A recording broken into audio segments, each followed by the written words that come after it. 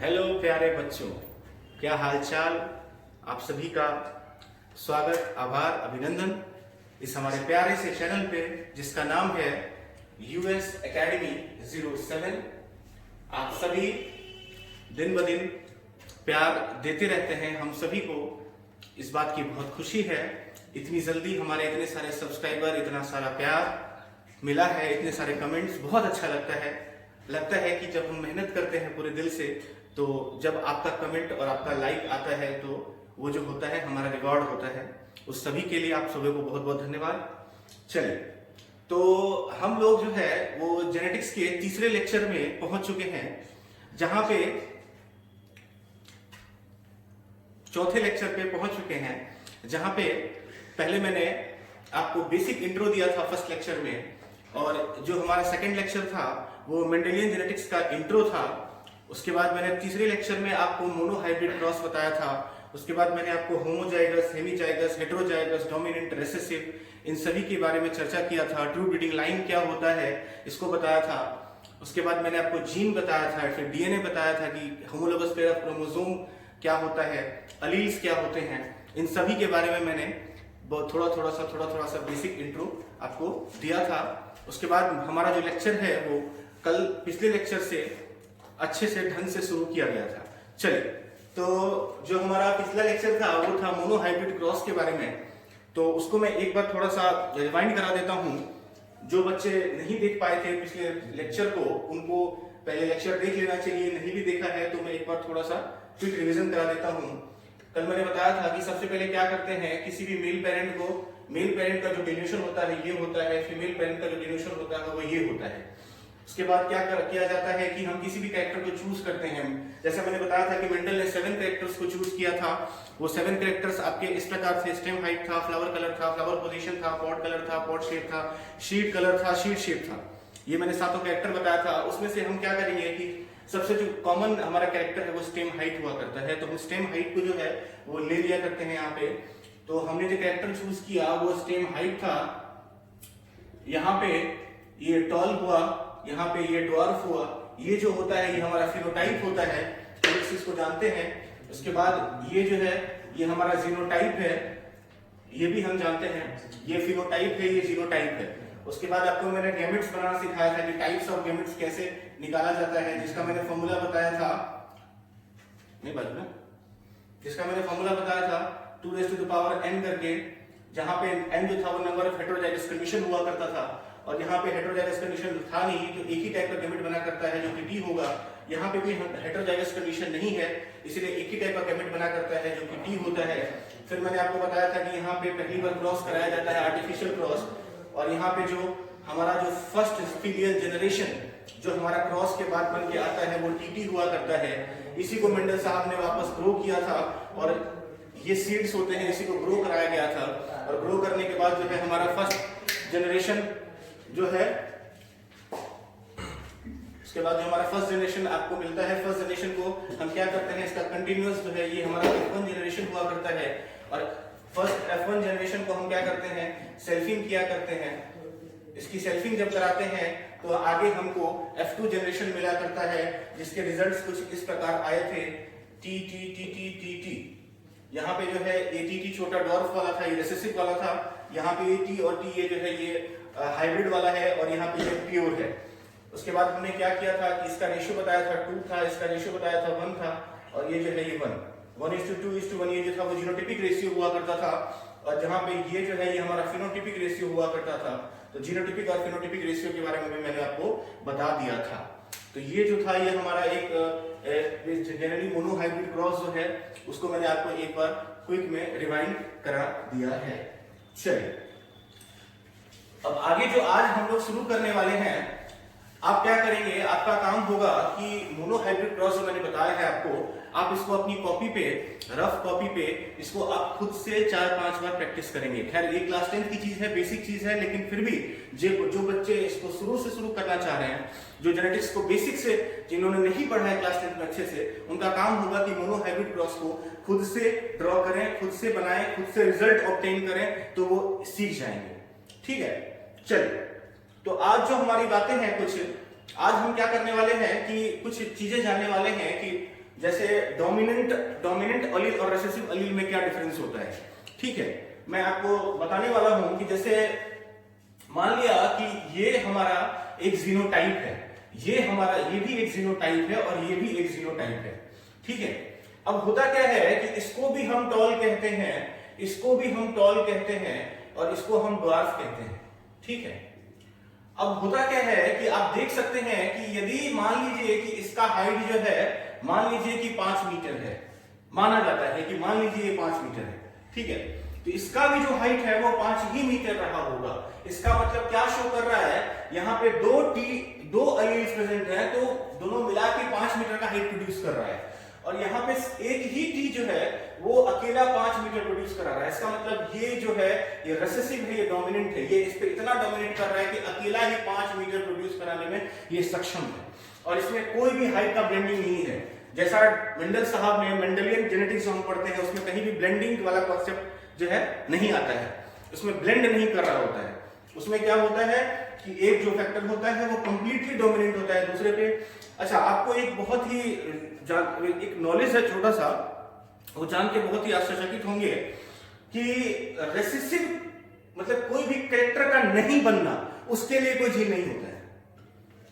मेरी बात पे गौर करेंगे, मैं आपको क्या कहना चाह रहा हूं। एक कॉन्सेप्ट है कि कोई भी कैरेक्टर का नहीं बनना, उसके लिए कोई जीन नहीं होता है। मान लीजिए कोई प्लांट था, वो टॉल नहीं हो पाया, तो इसका मतलब ये नहीं है कि उसके लिए ड्वार्फनेस का जीन चाहिए। इसका मतलब ये हुआ कि टॉलनेस का जीन नहीं है तो वो प्लांट ड्वार्फ रह गया। मेरी बातों को गौर से सुनिएगा कि जैसे ये टी है, तो ये जो है ये काम नहीं कर रहा है, इसी ये काम नहीं कर रहा होगा, ये काम नहीं कर रहा होगा, अकेला यही काम कर रहा होगा, और ये इतना अच्छे से काम कर रहा होगा कि यही 5 मीटर प्रोड्यूस कर दे रहा है। यहाँ पे ये प्लांट ड्वार्फ क्यों रह गया, क्योंकि दोनों ही अलील्स में से कोई सा भी फंक्शनल नहीं है, इसीलिए प्लांट जो है वो टॉल हुआ ही नहीं।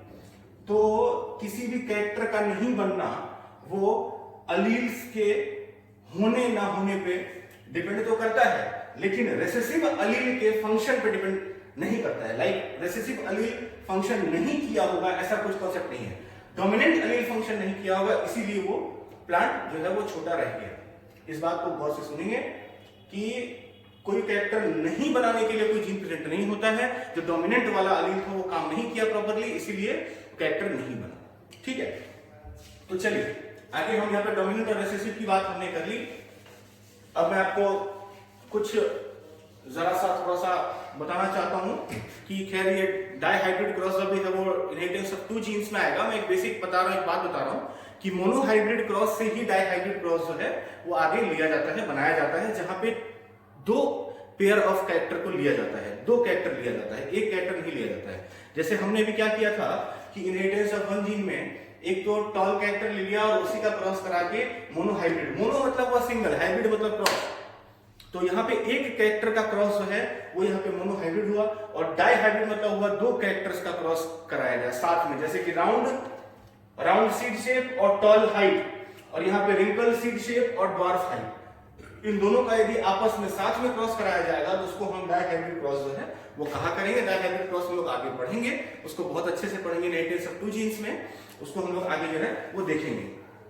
चलिए, अब जो हमारी एनसीईआरटी है वो एक बड़ा अच्छा सा सिंपल सा एक कुछ इसको मैथमेटिकल एक्सप्रेशन यूज करती है, जहां पे आपने बचपन में एक मैथ्स का एक फॉर्मूला पढ़ा होगा a + b का होल स्क्वायर। इसको क्या कहते हैं, a स्क्वायर। इसको जब हम इलेबोरेट करते हैं तो a² + b² + 2ab आया करता है। इसको जो है हम वापस से एक और फॉर्म में लिख सकते हैं, a × a + b × b + 2 × a × b। आप सभी जानते हैं ये एक बेसिक फॉर्मूला है जो हम शायद हम क्लास 8 में पढ़ते हैं, तो इसको हमने इलेबोरेट कर लिया। अब एनसीईआरटी ने क्या किया कि दिखाया है कि मेंडल साहब ने जो एक्सपेरिमेंट किया था उसके रिजल्ट को उन्होंने इस फॉर्म में भी लाके दिखाया। जो हमारा फिनोटाइप आ रहा था, जो हमारा जीनोटाइप आ रहा था, फिनोटाइप नहीं जीनोटाइप, जीनोटाइप आपको देखने को मिल रहा था कुछ इस तरह से 1:2:1, जहां पे 1 जो था ये टीटी था, ये 2 जो था ये टीटी था, 2tt, और यहाँ पे ये टीटी था। तो इसको जो है मेंडल साहब ने इस फॉर्मूला के थ्रू भी प्रूफ करके दिखाया था, पुट करके दिखाया था। लाइक मैं आपको वो शो करना चाह रहा हूं। मेंडल साहब जो थे उन्होंने मैथ्स को बहुत अच्छे से यूज किया था, इसीलिए उनको जो कॉन्सेप्चुअल था, उनका जो कॉन्सेप्ट था वो उस टाइम के लोगों को समझ नहीं आया करता था। मैंने बताया था आपको पिछले लेक्चरों में कि मेंडल साहब अपने समय से बहुत आगे थे, उन्होंने पहली बार मैथ्स यूज किया था, उन्होंने पहली बार लॉजिस्टिक्स यूज किया था, बहुत सारी चीजें थी।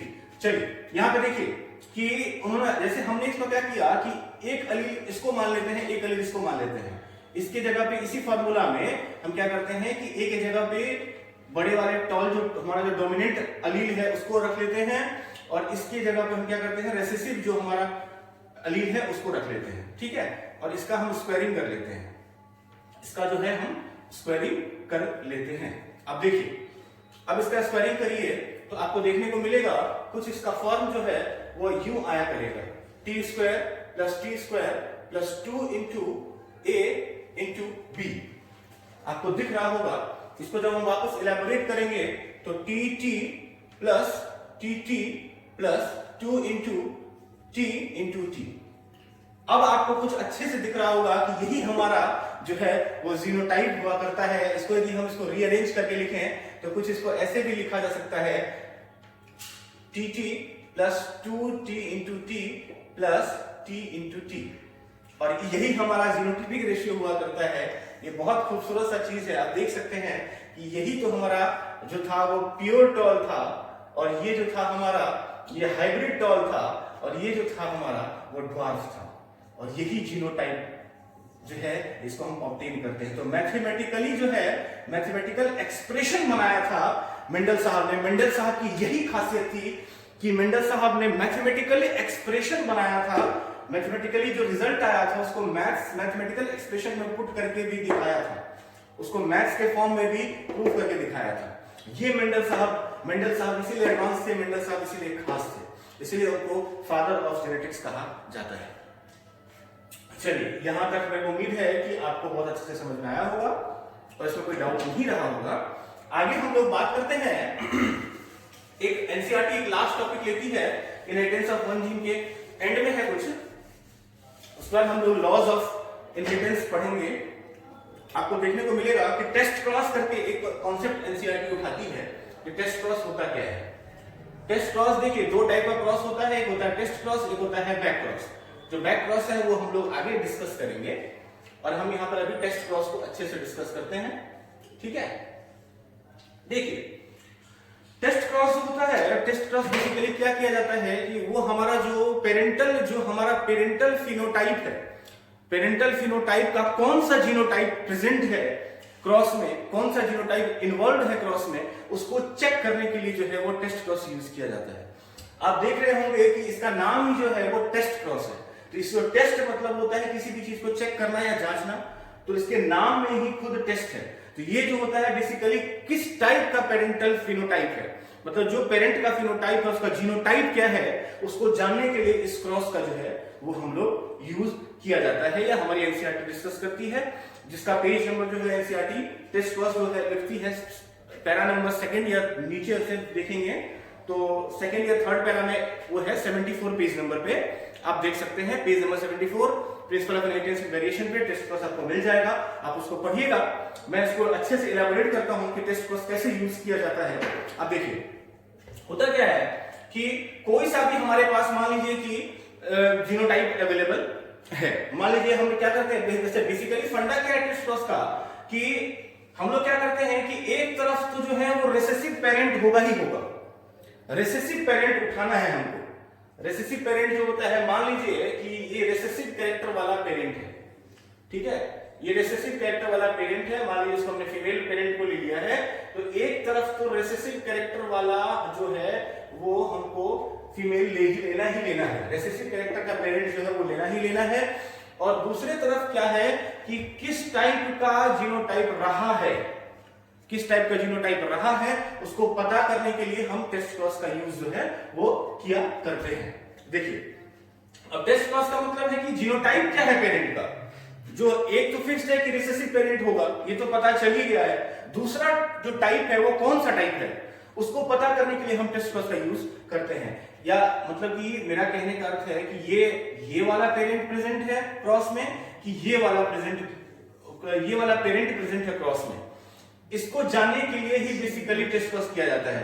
अरे भाई ये तो फिक्स हो गया, ये तो फिक्स रहेगा, ये तो देखो आप होमोजाइगस रिसेसिव है, एक जो पेरेंट है वो फिक्स होगा, ये होमोजाइगस रिसेसिव पेरेंट है, ये जो हमारा पेरेंट है वो फिक्स हुआ करेगा, इसको तो हम चेंज नहीं करेंगे। अब ये वाला जो पेरेंट है, दूसरा जो पेरेंट इन्वॉल्व है क्रॉस में, वो होमोजाइगस डोमिनेंट वाला प्रेजेंट है कि ये हाइब्रिड वाला पेरेंट प्रेजेंट है, इस चीज को जानने के लिए हम टेस्ट क्रॉस किया करते हैं। अच्छा, इसका एप्लीकेशन बेसिकली यही है कि कौन सा पेरेंट जो है वो हमारे क्रॉस में प्रेजेंट था। चलिए मैं आपको दिखाता हूं ये कैसे किया जाता है। मान लीजिए कि हमारा पेरेंट जो है वो टीटी है, जिसको होमोजाइगस डोमिनेंट वाला, मान लीजिए इसको मेल पे रख लिया, और इसका हमने अब क्या किया कि वापस गैमेट बनाया। आपको अब गैमेट बनाना आ चुका होगा, मैंने बहुत अच्छे से मोनोहाइब्रिड बताया है, गैमेट बनाना सिखाया है, कैसे फर्टिलाइजेशन किया जाता है वो सिखाया है, कैसे क्रॉस किया गया है वो सिखाया है, कैसे F1 जनरेशन ऑब्टेन किया गया, जो सीड सेल्स को ग्रो किया गया, फिर F1 जनरेशन ऑब्टेन किया गया, F1 जनरेशन को वापस से सेल्फिंग कराई गई, इसको फिर सेकंड F2 जनरेशन ऑब्टेन किया गया, F2 जनरेशन को ग्रो किया गया, उसके रिजल्ट्स नोट डाउन किए गए। तो अब आपको ये चीज क्लियर होना चाहिए। चलिए ये हमारा टीटी है, इसका हमने गैमेट्स देखा, ये एक ही टाइप का गैमेट बनेगा क्योंकि हाँ हेटेरोजाइगस कंडीशन यहाँ पे है ही नहीं, यहाँ भी एक ही टाइप का गैमेट बनेगा क्योंकि हेटेरोजाइगस कंडीशन है ही नहीं। चलिए आपस में क्या करेंगे, इसको हम सेल्फिंग कराएंगे, इसको हम क्रॉस कराएंगे, फर्टिलाइजेशन कराएंगे, ये टीटी ऑब्टेन हो गया, और उसके बाद ये टीटी जो ऑब्टेन हो गया इसका हम क्या कराएंगे, वापस से सेल्फिंग कराएंगे। जब सेल्फिंग कराएंगे तो जो वापस आपका जो रिजल्ट है वो ये वाला कुछ शो करेगा, आपको पता है, जिसका रेशियो जो है 1:2:1 ये देखने को मिलेगा, ये आप जानते हैं। तो 1:2:1 आ चुका है हमारा जो जीनोटाइपिक रेशियो है F2 जनरेशन का, F2 जनरेशन का जो जीनोटाइपिक रेशियो है 1:2:1 आ चुका है। वो क्या प्रूव करता है कि जो पेरेंट रहा होगा वो जो है वो होमोजाइगस डोमिनेंट रहा होगा। ठीक है, चलिए अब हम क्या करते हैं, दूसरे वाले पेरेंट को लेते हैं। अब हम दूसरे वाले पेरेंट को जो है वो लेते हैं, इस वाले पेरेंट को। इसका हमको पता है कि जो है गैमेट ये बनेगा, इसका गैमेट ये बनेगा, ये गैमेट वापस में क्रॉस कराया, आपको दिख रहा होगा कि ये कुछ बना करेगा। अब आपको दिख रहा है कि ये F1 जनरेशन में ही जो है 1:1 का रेशियो आ चुका है, F1 जनरेशन में जो है 1:1 का रेशियो आ चुका है। जहां कहीं भी F1 जनरेशन में ही 1:1 का रेशियो आ गया, इसका मतलब समझ जाइए कि जो पेरेंट है वो हाइब्रिड वाला था। मोनोहाइब्रिड क्रॉस में मेरी बात पे फोकस करेंगे। मोनोहाइब्रिड क्रॉस में जहां कहीं भी F1 जनरेशन में ही 1:1 का रेशियो जीनोटाइप का आ गया, मतलब एक तो टॉल और एक ड्वार्फ, इसका रेशियो 1:1 आ गया, इसका मतलब जो पेरेंट रहा होगा वो हाइब्रिड रहा होगा। लेकिन इससे पहले जो मैंने बताया था, जहां पे होमोजाइगस डोमिनेंट एलील लिया था हमने, वहां पे देखा था आपने कि F1 जनरेशन में ऑल टॉल थे, सारे टॉल थे। इसका मतलब वो वही वाला पुराना वाला क्रॉस था जो हमने पढ़ा था। इसका मतलब उसके F2 जनरेशन में 1:2:1 का रेशियो आएगा, लेकिन इसका यदि हम F2 जनरेशन करते हैं तो 1:2:1 नहीं आएगा, इसका हमको कुछ और मिलेगा। आपको मैं करके दिखा देता हूं। ये हमारा F1 जनरेशन है। अब इसको आपस में जब क्रॉस कराते हैं, मान लीजिए इसको हम आपस में क्रॉस कराते हैं तो आपको देखने को मिलेगा, ये देखिए यहाँ पे दो टाइप के गैमेट्स बनेंगे, यहाँ पे एक टाइप का गैमेट बनेगा, और इसका आप वापस से क्रॉस कराइए और आपको वापस वही रिजल्ट मिल जाएगा, T:T, that is 1:1। यहाँ आया क्या वो रिजल्ट? यहाँ वो रिजल्ट नहीं आता है, यहाँ ये वो रिजल्ट नहीं आता है। आप देख सकते हैं, इसका यदि हमने F2 जनरेशन बनाया, इसके हमने F1 जनरेशन को उठाया, यहां से हमने पेरेंट्स चूज किया, और इसका हमने जब क्रॉस कराया तो 1:1 रेशियो आया। लेकिन यदि वो पुराना वाला जहां पे होमोजाइगस डोमिनेंट पेरेंट लिया था, तो वहां पे जो रेशियो था, वहां पे F1 जनरेशन में सारे लंबे थे और F2 जनरेशन में 1:2:1 का रेशियो आया था। वो क्या प्रूव करता है कि जो पेरेंट रहा होगा होमोजाइगस डोमिनेंट रहा होगा, और इस केस में जो है वो आपका हाइब्रिड वाला पेरेंट जो है वो रहा होगा। तो ये है बेसिकली टेस्ट क्रॉस का फंडा। टेस्ट क्रॉस का रिजल्ट जो है उससे क्लियर हो जाता है कि हमारा पेरेंट कौन सा रहा है। टेस्ट क्रॉस को मैं एक बार समअप कर रहा हूं कि उसमें होता क्या है, एक पेरेंट तो होमोजाइगस रिसेसिव फिक्स होगा, एक जो क्रॉस कराएंगे उसमें एक पेरेंट को होमोजाइगस रिसेसिव लेना ही, होमोजाइगस रिसेसिव अलील वाले को उठाना है, उसको एक साइड फिक्स कर देंगे।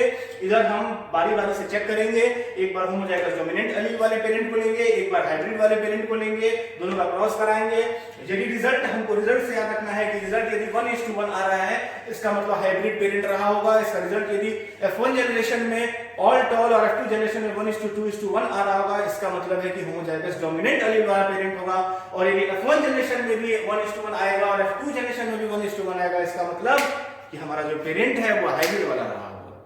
तो ये जो है सुंदर सा कॉन्सेप्ट था टेस्ट क्रॉस का। एनसीईआरटी जो है, बार बार मैं कहता हूं, एनसीईआरटी एक वर्ड लिख के चली जाती है और उसको डिस्क्राइब करना, उसको एलैबोरेट करना बहुत ही टफ काम होता है। तो आप उसको इस तरीके से यदि आप पढ़ते हैं, इस तरीके से आप पढ़िए, तो आपको एनसीईआरटी कभी भी टफ नहीं लगेगी। जेनेटिक्स जो है वो अपने आप में 12th क्लास के लेवल का जेनेटिक्स जो है वो अपने आप में सही से पढ़ाया जाए तो बहुत ही टफ होता है, बहुत ही अच्छा होता है, बहुत ही कॉन्सेप्चुअल होता है। चलिए, टेस्ट क्रॉस की हमने बातें कर ली, टेस्ट क्रॉस को मैंने समअप भी कर दिया। अब जो है हमारा नेक्स्ट टॉपिक जो, अच्छा, एनसीईआरटी जो है किसी चीज को वो प्लांट के वो फ्लावर के कलर पे जो है वो बताते, दिखा के बताती है। आप देख सकते हैं पेज नंबर 75, पेज नंबर 75 पे उन्होंने, पेज नंबर 75 पे एनसीईआरटी ने क्या किया है कि दो बार उन्होंने क्या किया है कि एक बार हम दो क्रॉस करा के दिखाया है साइमल्टेनियसली। उन्होंने क्या किया है कि फ्लावर के कलर को कैरेक्टर माना है, फ्लावर के कलर को, कैरेक्टर जो चूज किया है वो फ्लावर का कलर चूज किया है। ठीक है, उन्होंने क्या किया है कि मैंने बताया था कि टेस्ट क्रॉस में होमोजाइगस रिसेसिव पेरेंट लेना है, तो होमोजाइगस रिसेसिव पेरेंट जो उन्होंने लिया है वो व्हाइट फ्लावर लिया है। जो हमने बताया था आपको कि फ्लावर कलर जो था, मेंडल साहब ने जो फ्लावर कलर लिया था उसमें जो डोमिनेंट जो कैरेक्टर था वो वायलेट कलर था फ्लावर का, और जो रिसेसिव वाला कलर था वो व्हाइट हुआ करता है। वायलेट पिगमेंट बनाने के लिए कोई जीन रहा होगा उस फ्लावर में, वायलेट। मैं मेरी बात को ध्यान से सुने, मैंने अभी इसको बताया था, इस चीज को मैं वापस रिपीट कर रहा हूं, किसी भी कैरेक्टर के होने के लिए जीन होता है, नहीं होने के लिए कोई जीन नहीं होता है। व्हाइट कलर बनाने के लिए कोई जीन नहीं होता है, कोई जीन नहीं रहा होगा तो पिगमेंट नहीं फॉर्म किया होगा तो वो व्हाइट कलर का फ्लावर जो है वो बन गया होगा। व्हाइट कलर जो होता है उसको बनाने के लिए कोई जीन नहीं चाहिए, लेकिन वायलेट कलर का बनाने का पिगमेंट उस फ्लावर में होगा, उसके डीएनए में उस जीन रहा होगा, इसीलिए वायलेट कलर का फ्लावर जो है वो बना होगा। ठीक है, तो एनसीईआरटी क्या करती है कि फ्लावर का जो कलर है उसको कैरेक्टर, फ्लावर के कलर को ही वाला कैरेक्टर उठाती है। उन्होंने क्या किया है, एक जो होमोजाइगस रिसेसिव पेरेंट है उसको फिक्स कर लिया है। उन्होंने क्या किया है कि ये जो व्हाइट कलर का जो फ्लावर था उसको उन्होंने एक पेरेंट बना लिया है। अब क्या किया है, बारी बारी से दो क्रॉस कराया है, दो क्रॉस करा कर दिखाया है। एक तो क्या किया है, होमोजाइगस डोमिनेंट वाले पेरेंट को उठाया है जो हमारा वायलेट कलर का फ्लावर था, और एक जो क्या किया है, हाइब्रिड वाला जो है वो उठाया है। हाइब्रिड वाला जो फ्लावर है उसको उन्होंने उठाया है। ठीक है, चलिए, तो इसमें देखिए इसका रिजल्ट आपको पता ही है, पहले से हमने बताया था अच्छे से कि जहां ये इसका क्रॉस ये होमोजाइगस रिसेसिव वाला है, ये होमोजाइगस डोमिनेंट वाला है, इसको हमने मेल पे रख लिया, इसको भी यहां पे हमने मेल पे रख लिया। ये एनसीईआरटी को मैं डिस्क्राइब कर रहा हूं। ठीक है, अब हाइब्रिड वाले का क्रॉस आपको पता है, हाइब्रिड वाले का क्रॉस क्या आएगा, ये 1:1 आएगा, चाहे F1 देखो चाहे F2 देखो। और यहाँ पे क्या होगा कि 50-50% वाला केस, यहाँ पे 50-50% वाला केस है। जो एनसीईआरटी कहती है हमारी कि half of the flowers are violet and half of the flowers are white, लेकिन इस वाले केस में क्या होता है कि जो F1 जनरेशन होता है उसमें all the flowers are white. मैंने आपको बताया था कि इसमें इसके F1 जनरेशन में क्या होता है, ये सारे जो फ्लावर्स होते हैं उसका जीनोटाइप जो होता है वो ये निकल के आता है। मतलब F1 जनरेशन में all the flowers are violet, all the flowers are violet, और इसके F1 जनरेशन में क्या होगा कि half of the flowers are violet and half of the flowers are white. तो ये चीज जो है एनसीईआरटी डिस्क्राइब करती है, आप उसको देख लीजिएगा। जब मैं एक बार फिर से समझा रहा हूं कि एक पेरेंट तो फिक्स कर लिया एनसीईआरटी ने, और दूसरे पेरेंट की जगह पे क्या किया, एक बार होमोजाइगस डोमिनेंट अलील वाले को लिया, एक बार होमोजाइगस हाइब्रिड वाले पेरेंट को लिया, और जिसका भी रिजल्ट जो है 1:1 आएगा, मतलब 50-50% होगा, मतलब 50% फ्लावर्स वायलेट हुए, 50% फ्लावर्स व्हाइट हुए, इसका मतलब कि वहां पे हाइब्रिड वाला पेरेंट लिया गया है। और यदि F1 जनरेशन में सारा ही टॉल आ गया है, सारा ही वायलेट आ गया है फ्लावर, इसका मतलब कि यहाँ पे जो पेरेंट है वो होमोजाइगस डोमिनेंट वाला ले आते हैं और इसको F2 वापस कराते हैं तो 1:2:1 जो हमने मोनो हाइब्रिड में पढ़ा था, जो स्टैंडर्ड मोनो हाइब्रिड क्रॉस में करके दिखाया था, वो इस पैटर्न पे चलता है। तो इस टेस्ट क्रॉस को आप समझें। इस टेस्ट क्रॉस जो है एनसीईआरटी के हिसाब से आपको मैंने बता दिया। एनसीईआरटी कौन सा टेस्ट क्रॉस करके दिखाया है एनसीईआरटी ने, वो भी आपको मैंने बता दिया है। चलिए, मेरे हिसाब से प्रॉब्लम नहीं होना चाहिए। आपका काम होगा जैसे जैसे मैं टॉपिक को कवर कर रहा हूँ, मैं एनसीईआरटी के हिसाब से टॉपिक उठा रहा हूँ, आपका काम होगा कि जैसे जैसे मैं टॉपिक्स को कवर कर रहा हूँ आप उसको अपने एनसीईआरटी में पढ़ते चलेंगे। जो डाउट्स होगा वो कमेंट सेक्शन में डालते रहेंगे। चलिए, आगे जो हमारा है लॉज ऑफ इनहेरिटेंस हम लोग पढ़ने वाले हैं। लॉज ऑफ इनहेरिटेंस पढ़ेंगे, उसमें दो लॉज, जो मेंडेलियन लॉज ऑफ इनहेरिटेंस है, मेंडेलियन लॉज ऑफ इनहेरिटेंस में दो लॉज ऑफ इनहेरिटेंस आएंगे। पहला आएगा लॉ ऑफ डोमिनेंस, दूसरा आएगा लॉ ऑफ सेग्रीगेशन। जो हमारे मेंडल साहब ने इतना सारा क्रॉस किया था उससे हम लोग को उन्होंने दो लॉज बनाए थे, लॉज ऑफ इनहेरिटेंस बनाए थे। मेंडल साहब ने जो गार्डन ट्री सेलेक्ट किया था और उसको उन्होंने पढ़ाया था, उसको उन्होंने क्रॉस करके देखा, उससे उन्होंने दो लॉज ऑब्टेन किए थे। पहला जो था वो लॉ ऑफ डोमिनेंस हुआ करता है और दूसरा लॉ जो है वो लॉ ऑफ सेग्रीगेशन हुआ करता है। ठीक है, तो हम बारी बारी से जो है ये लॉज ऑफ इनहेरिटेंस को डिस्कस करते हैं और इस आज के क्लास को फिर हम लोग उस चीज पे लॉज को पढ़ाने के बाद हम लोग उसको खत्म करेंगे। ठीक है, चलिए, लॉ ऑफ डोमिनेंस जो है वो थोड़ा सा इजी है, लॉ ऑफ सेग्रीगेशन को थोड़ा सा समझने में तकलीफ आती है, बट कोई ऐसा कुछ खास नहीं है। चलिए, तो हमारा जो टॉपिक का हेडिंग होगा वो होगा लॉज ऑफ इनहेरिटेंस।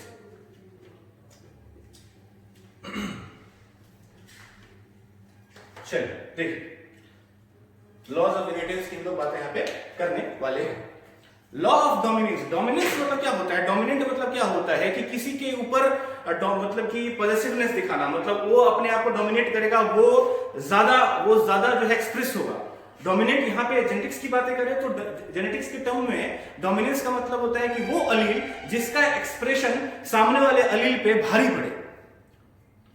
समझ रहे हो? शायद टेक्निकल थोड़ा सा है, मैं आप उसको अच्छे से समझाने की कोशिश कर रहा हूं कि डोमिनेंस मतलब होता ही क्या है। डोमिनेंट अलील रिसेसिव अलील की बातें करते हैं तो उसका मतलब क्या होता है कि वो अलील जो सामने वाले अलील पे हो, जो अपना जो उसका पेयर है, अपना जो पेयर है कॉन्ट्रास्टिंग वाला, उस पे वो एक्सप्रेशन में हावी हो, उस पे वो ज्यादा एक्सप्रेस करे। जो अलील ज्यादा एक्सप्रेस करेगा वो डोमिनेंट होगा और जिसको सप्रेस किया जाएगा, जो सप्रेस्ड होगा या फिर कैरेक्टर नहीं बनाएगा या थोड़ा बहुत बनाएगा, उसको रिसेसिव कहते हैं। चलिए, तो नाम से क्लियर है कि लॉ ऑफ डोमिनेंस मतलब इसमें क्या होगा, लॉ ऑफ डोमिनेंस में हम लोग उस वाले अलील की बात करेंगे जिसका एक्सप्रेशन जो है वो अच्छे से देखने को मिलेगा। यही है लॉ ऑफ डोमिनेंस। चलिए, लॉ ऑफ डोमिनेंस की हम लोग बात करते हैं। फर्स्ट हमारा जो लॉ है वो है law of dominance. Law of dominance की हम लोग यहां पे बातें करने वाले हैं। डोमिनेंस वर्ड को मैंने समझा दिया कि वो अलील जो ज्यादा एक्सप्रेस करेगा, जो वही वाला अलील जो है वो डोमिनेंट होगा, वो डोमिनेट करेगा अपने कॉन्ट्रास्टिंग वाले अलील पे। लॉ ऑफ डोमिनेंस में 3 पॉइंट्स एनसीईआरटी कहती है। जो पहला पॉइंट होता है वो ये कहता है कि मैं एनसीईआरटी का ही लाइन यूज कर रहा हूं और एनसीईआरटी का ही लाइन को यूज करना है, इधर उधर किसी भी किताब में नहीं ढूंढना है, स्टैंडर्ड लैंग्वेज है, इसी को फोकस करना है। Characters are controlled, characters are controlled by factors. चलिए, आपको मैं एक बहुत अच्छी बात बताता हूं, एक नया यहाँ पे नॉलेज है कि आपको पता होना चाहिए कि जब तक मेंडल साहब थे, मेंडल जब तक जीवित थे, तब तक जीन वर्ड जो है वो डिस्कवर नहीं हुआ था। जीन वर्ड जो है वो लेटर डिस्कवरी होता है। मेंडल साहब जो थे ना उन्होंने कभी जीन वर्ड का जिक्र किया था, ना उन्होंने जीन वर्ड को कभी यूज किया था, ना उनके टाइम तक जीन वर्ड की डिस्कवरी हुई थी। वो जिस वर्ड को यूज कर रहे थे वो फैक्टर यूज कर रहे थे। उनका कहना था कि कोई भी कैरेक्टर जो होता है उसको गवर्न करने के लिए एक फैक्टर रिस्पॉन्सिबल है, और वो जो फैक्टर कह रहे थे वो एक्चुअली बेसिकली जीन ही था।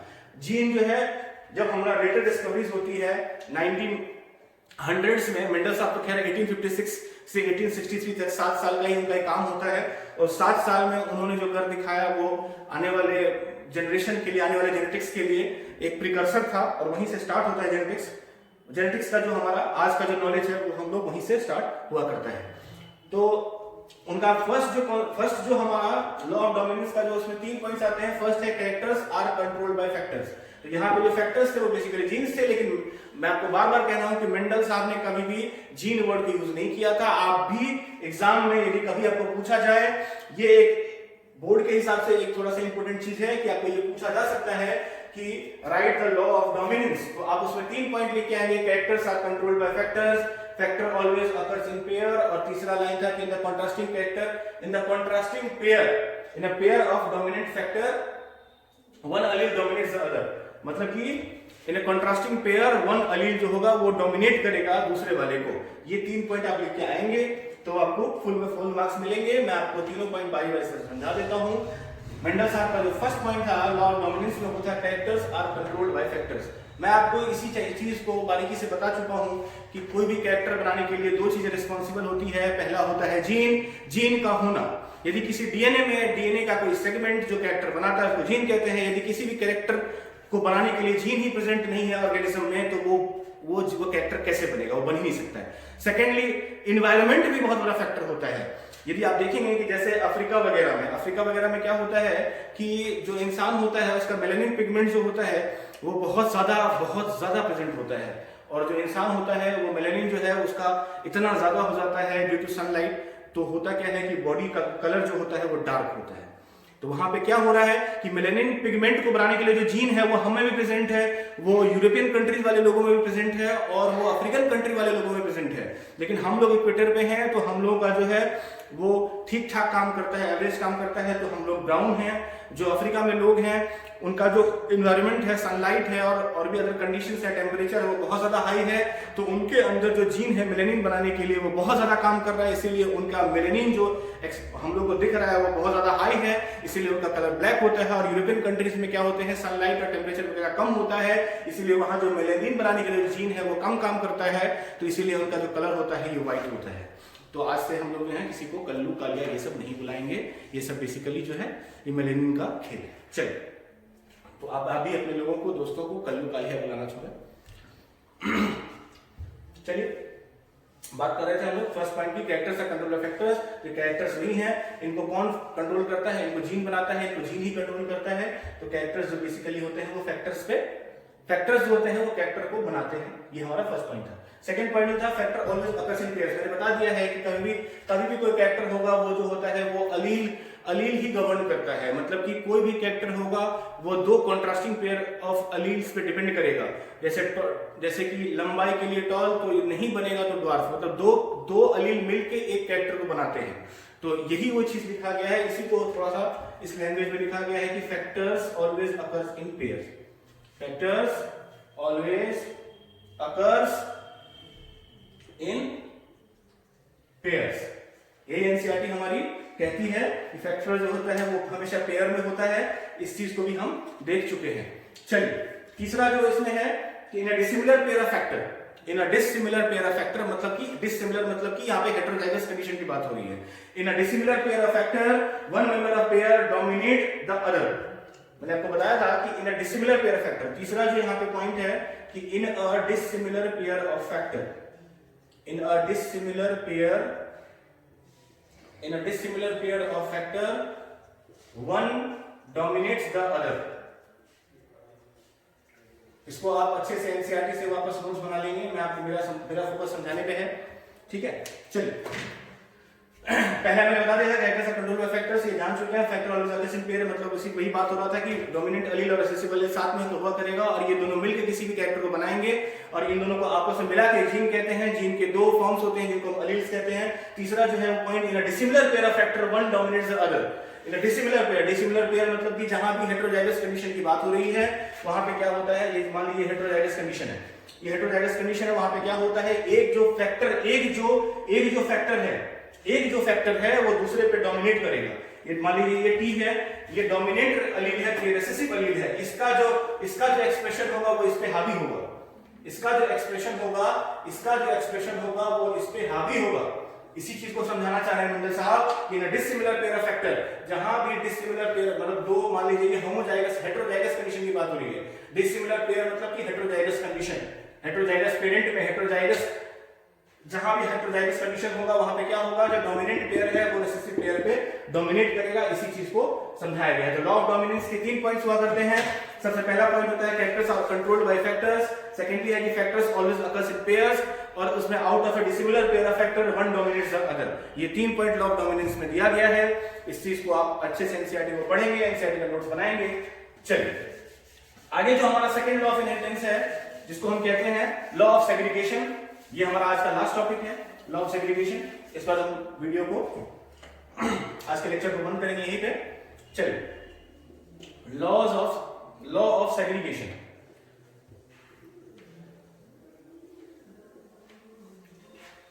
अच्छा, सेग्रीगेशन मतलब क्या होता है? सेग्रीगेशन हमेशा मैंने बोला था, फर्स्ट डे बोला था आपको कि बायोलॉजी इज टर्मिनोलॉजी। आपको टर्मिनोलॉजी हमेशा ध्यान रखना है। डोमिनेंस आपको कभी रटना नहीं है। डोमिनेंस मतलब क्या होता है कि जहां पे एक कैरेक्टर डोमिनेंस का एक पॉइंट तो क्लियर है, वहीं से कि डोमिनेंट एक रिसेसिव एलील होगा, एक डोमिनेंट एलील होगा, ये क्लियर है। ये आपको पता ही है कि फैक्टर्स हमेशा पेयर्स में होते हैं, और तीसरा की कैरेक्टर जो कंट्रोल किया जाता है फैक्टर की वजह से। तो ये आपको ये तीन चीज, जहां आप टर्मिनोलॉजी को पकड़ेंगे, समझने की कोशिश करेंगे, तो आपको कभी रटना नहीं पड़ेगा। सेकंड जो पॉइंट है हमारा, सेकंड जो लॉ है, लॉ ऑफ सेग्रीगेशन। सेग्रीगेशन मतलब बेसिकली क्या होता है कि सेपरेशन। सेग्रीगेशन जो वर्ड है उसका मतलब होता है सेपरेशन। होता क्या है कि कोई भी पेरेंट हम उठाते हैं, उसका जो पेरेंट उठाते हैं उसका जो हम लोग जनरली क्या होता है, डिप्लॉयड कंडीशन में प्रेजेंट होता है। जो उसका मतलब कि सेल, मतलब जो उसका क्रोमोसोम होगा वो जनरली डिप्लॉयड कंडीशन में होमोलोगस क्रोमोसोम मैंने पढ़ाया था, वो डिप्लॉयड कंडीशन में प्रेजेंट होगा।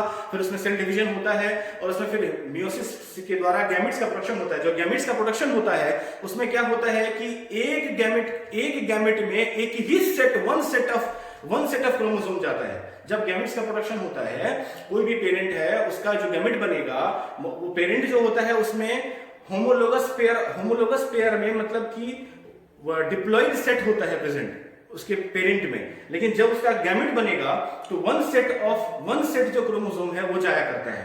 तो इसीलिए उसको क्या कहते हैं, अच्छा, सेग्रीगेशन में मतलब यही हम लोग पढ़ना चाहते हैं। सेग्रीगेशन बेसिकली क्या है कि जब गैमेट का प्रोडक्शन हुआ करेगा, लॉ ऑफ सेग्रीगेशन ये कहना चाहता है कि जब गैमेट का प्रोडक्शन हुआ करता है तो दोनों अलील्स आपस में कोई ताल्लुकात नहीं रखते हुए ये अलग चलेगा, ये अलग चलेगा।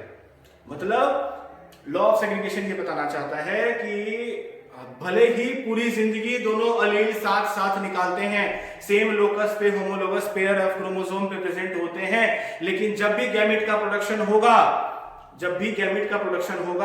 तो इन दोनों का जो इनहेरिटेंस है ये अलग अलग जाएगा, और ये दोनों जिंदगी भर साथ रह जाएं लेकिन आपस में कभी भी ब्लेंडिंग शो नहीं करते हैं, और इंडिपेंडेंटली सेग्रीगेट करते हुए गैमेट का प्रोडक्शन करते हैं।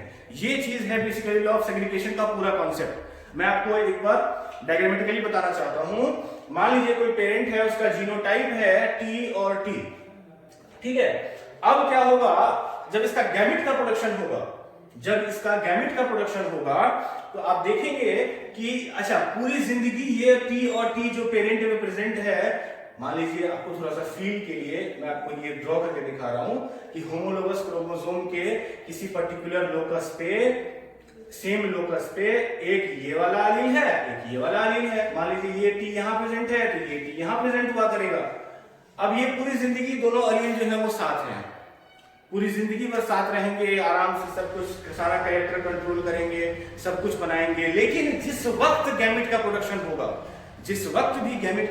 होगा, तो ये T जो है ये इंडिपेंडेंटली जाएगा एक गैमेट में, और ये T जो है वो इंडिपेंडेंटली जाएगा एक गैमेट में। ये आपको समझने की बात है। ये है लॉ ऑफ सेग्रीगेशन का बेसिक कॉन्सेप्ट। मतलब पूरी जिंदगी साथ रहे, लेकिन जब भी सेग्रीगेशन का टाइम आया, जब भी गैमेट प्रोडक्शन का टाइम आया, तो ये इंडिपेंडेंट गया, ये इंडिपेंडेंट गया। इसने एक गैमेट बनाया, इसने एक टाइप का गैमेट बनाया। ये है लॉ ऑफ सेग्रीगेशन, ठीक है। लॉ ऑफ सेग्रीगेशन जो है वो यही समझाना चाहता है आपको। अच्छा, एनसीईआरटी की मैं थोड़ी सी रीडिंग लगा देता हूं आपको। लॉ ऑफ सेग्रीगेशन कहीं भी इसमें लाइन बाय लाइन में कहीं प्रॉब्लम आए तो इसमें कहा गया है कि alleles do not show any blending, मतलब मिक्सअप गैमेट प्रोडक्शन के दौरान ये दोनों आपस में कभी भी ब्लेंड नहीं करेंगे। पूरी जिंदगी साथ रह रहे हैं लेकिन कभी भी ब्लेंडिंग नहीं करेंगे। ये लॉ ऑफ सेग्रीगेशन कहना चाह रहा है। और ये भी एक अच्छा कॉन्सेप्ट है कि लॉ ऑफ सेग्रीगेशन देखने को वापस मिलता कहां है। जब आप किसी भी मोनोहाइब्रिड क्रॉस को देखिएगा तो F1 जनरेशन में सारे टॉल थे, लेकिन F2 जनरेशन में क्या होता है, अचानक से कहीं भी ड्वार्फ आ जाता है। वो जो ड्वार्फ आ रहा है ना, वो प्रूव कर रहा है कि गैमेट्स है वो इंडिपेंडेंटली सेग्रीगेट कर रहे हैं। मैं इसको अच्छे से कर लूंगा, मैं किसी भी चीज को कॉन्सेप्ट को स्किप नहीं करूंगा, मैं इसको अच्छे से लूंगा। आज लॉ ऑफ सेग्रीगेशन अभी कंप्लीट नहीं होगा, आज नहीं हो पाएगा, थोड़ा सा मेरे को क्रॉस बनाना पड़ेगा, समझाना पड़ेगा। मैं बस इसका बेसिक जो इसका वो है कॉन्सेप्ट है वो डिस्कस कर रहा हूं कि ये कहना चाह रहा है कि पूरी जिंदगी साथ रह रहे हैं लेकिन ब्लेंडिंग शो नहीं कर रहे हैं। अब ब्लेंडिंग शो नहीं करेंगे और गैमेट प्रोडक्शन के दौरान ये अलग अलग चलेंगे। और ये पूरी जिंदगी भी साथ रह जाए कभी ये ब्लेंड नहीं करेंगे, इनका कैरेक्टर जो आपस में ब्लेंड नहीं करेंगे, ये दोनों मिलकर गवर्न करेंगे किसी कैरेक्टर को, लेकिन ये दोनों गैमेट प्रोडक्शन के टाइम पे अलग अलग जाएंगे, एक दूसरे से इंडिपेंडेंट रहेंगे। इसका प्रूफ क्या है कि जब हम मोनोहाइब्रिड क्रॉस करते हैं तो उसके F1 जनरेशन में तो ऑल टॉल मिला था, लेकिन F2 जनरेशन में पेरेंट दोनों टॉल है फिनोटाइप वाइज, लेकिन अचानक से ड्वार्फ जो है 1:2:1 जो अंतिम वाला 1 था वो ड्वार्फ वाले पेरेंट को शो कर रहा था, तो उसका आना ही ये प्रूव करता है कि ये टी जो है ये इससे इंडिपेंडेंटली चल रहा था, और जब ये अपने होमोजाइगस वाले कंडीशन में आया ये टी एक और टी के साथ, तो ये ड्वार्फ कैरेक्टर बना दिया। इसका मतलब इस टी का इस टी पे कोई प्रभाव नहीं पड़ा है। चलिए लास्ट लाइन है, उसमें कहता है कि दो the parents contain two alleles during gamete formation the factor alleles of a pair segregate from each other such that a gamete receives only one of the two factors। वही मैं चीज समझा रहा था आपको कि पेरेंट्स भले ही दो अलील कंटेन करते हैं, लेकिन गैमेट फॉर्मेशन के टाइम पे ये जो फैक्टर्स होते हैं या अलील्स होते हैं ये एक दूसरे से इंडिपेंडेंटली सेग्रीगेट करते हैं और gamete receives only one of the two factors. ठीक है, तो यही कॉन्सेप्ट था, और इस चीज को आगे हम लोग कल डिस्कस करेंगे, वो इनकम्प्लीट डोमिनेंस डिस्कस करेंगे, को डोमिनेंस डिस्कस करेंगे, और इन चीजों को डिस्कस करते हुए आगे फिर हम लोग जेनेटिक्स को आगे बढ़ाएंगे। आज का लेक्चर जो है यहीं से समाप्त होता है, आप इसको पढ़ते रहिए। आज मैंने पढ़ाया टेस्ट क्रॉस पढ़ाया, लव सेग्रीगेशन पढ़ाया, लव डोमिनेंस पढ़ाया, लव इनहेरिटेंस पढ़ाया, उसका मोनोहाइब्रिड क्रॉस का रिवीजन कराया, डायहाइब्रिड क्रॉस के बारे में बताया। इन सभी चीजों को आप एक बार समअप कर लेंगे। मैं आपको एक दो फटाक से 1 मिनट में रिव्यू करा देता हूं कि मैंने कैसे टेस्ट क्रॉस बताया। टेस्ट क्रॉस में क्या था, बेसिकली एक पेरेंट जो होता है वो होमोजाइगस रिसेसिव होता है, ये अपने को पता होता है, और जो दूसरा पेरेंट है वो होमोजाइगस वाले डोमिनेंट वाले कंडीशन में प्रेजेंट है या हाइब्रिड वाले कंडीशन में प्रेजेंट है, इसको चेक करने के लिए टेस्ट क्रॉस जो होता है वो किया जाता है।